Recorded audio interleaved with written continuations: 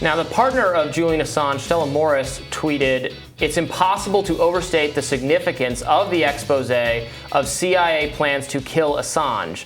But Russia exfiltration claims are false. Corrupt security contractor UC Global admitted fabricating RU claims to keep $200,000 a month U.S. bribes coming. CEO is charged over plots and obstructing justice." Can you break that down for us? Yeah, so what she's referring to is there's a bunch of intrigue in this story based on conversations with officials about a potential shootout that could have occurred outside the embassy. As you have all these spies, including UC Global, that are collecting the communications of Julian Assange and his legal team and associates and trying to figure out how Ecuador is going to see if they can spring him from the embassy. And I think they wanted to bring him to a Latin American country. That was what I had always understood. But now we learn that through Fidel Narvaez, there was some conversations with Assange about potentially relocating to the Ecuador embassy in Moscow. But Julian Assange rejected going to Moscow and living in that embassy. And so anyways, what's most incredible about this report is that it talks about shooting out the tires of a Russian plane. And I can't imagine, think of the sort of diplomatic catastrophe that we would have on our hands if any Western country was found to have shot the tires of a Russian plane, let alone any other country's plane. And then it says in there that the British government agreed to do it for the United States if they were asked. It's incredible. Yeah, on one hand, it's hard to imagine people, our government contemplating even doing this. And on the other hand, it's not at all hard to imagine our government contemplating doing this because they do stupid and horrible, unethical, illegal, murderous things all the time.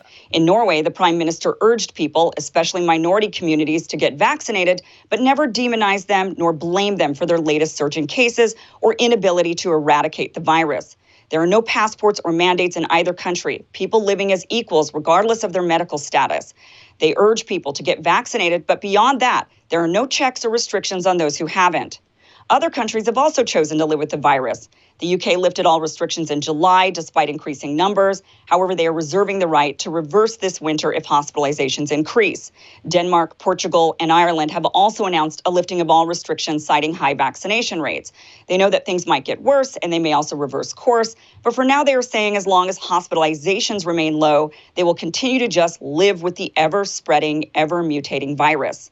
Thailand is also now living with the virus despite low vaccination rates and increasing cases. There are a few takeaways from the increase in countries choosing to simply live with it. First of all, it is impossible to eradicate the virus if countries are just letting it circulate. They are not attempting to get rid of it anymore. Singapore is anticipating larger spikes than what they have now, but the reason they are letting it circulate is because they know there is no getting rid of the virus. They've come to terms with that fact and have moved on, focusing on hospitalizations and death rates. In focusing on hospitalizations and deaths, these countries are now sending the message to their public that the young and healthy are not at high risk. When you catch COVID, stay home, self-isolate, and take care of yourself. For the vast majority of people, COVID-19 is a mild disease. Singapore has begun giving out booster doses to their most vulnerable to keep them protected, since they know they are the ones to likely end up hospitalized. None of these countries are panicking about their unvaccinated children. These countries are ahead of us in vaccination rates with the same vaccines we use here in this country, and yet in these nations, just like in Israel, massive spread still happens. This shows us that unfortunately there doesn't seem to be a magical herd immunity threshold we can hit that will stop the spread. Perhaps the metric we should focus on is hospitalizations and deaths. We know the groups who are most at risk of severe outcomes. That hasn't really changed despite the new variants. The elderly, people with hypertension or diabetes, and people with a BMI over 35, amongst other risk factors. Perhaps we should have a public health campaign to educate people about their individual risk while ramping up hospital capacity in the same way Singapore is doing.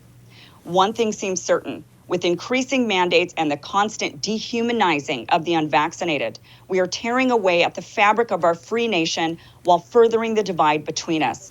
And in the end, the virus will still be here. After 20 years, Milley is saying that their best recommendation was that the government would last until the fall. And he's saying that everybody knew once they pulled the money out and pulled the advisors out, that it would collapse. It was just a matter of when it would collapse. Well, that would have been nice to share with us a year ago, 2 years ago, 5 years ago, 10 years ago. Instead, we constantly get these rosy projections that we've trained all of these police, we've trained all of these troops. The question of, Washington loves to do the gotcha, like, is official A contradicting official B? Mm-hmm. Biden sort of, in that interview with George Stephanopoulos, and maybe we can play some of that here. But your top military advisors warned against withdrawing on this timeline. They wanted you to keep about 2,500 troops. No, they didn't. It was split. That wasn't true. That wasn't true.